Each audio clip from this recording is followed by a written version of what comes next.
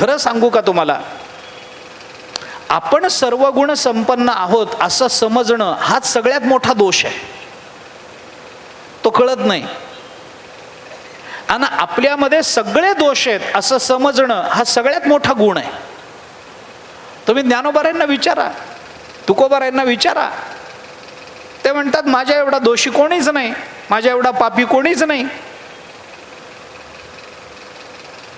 तैसा मी एक पतित परी तुझा मुद्रांकित, ज्ञानोबराय बोलता. पाहे पा ध्वजेचे चिरगोट, राया जतन करिता कष्ट, तैसा मी एक पतित. कोण म्हणून घेतं? ज्ञानोबराय. पुष्कळ विचार आहे. आम्हाला असं वाटतं परैः प्रोक्ता गुणी यस्य निर्गुणोपि गुणी भवेत,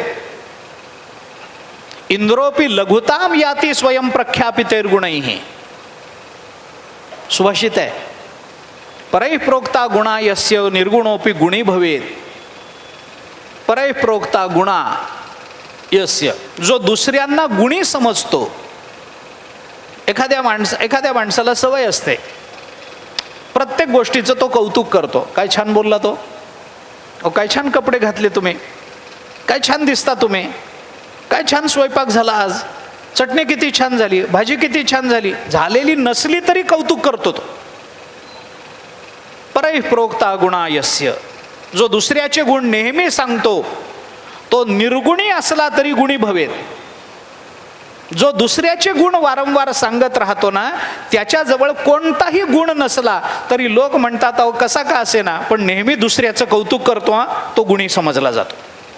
आणि मी गुणी आहे, मी गुणी आहे, मी गुणी आहे असं स्वतः जो स्वतःच्याच गुणांचा उद्घोष करत राहतो.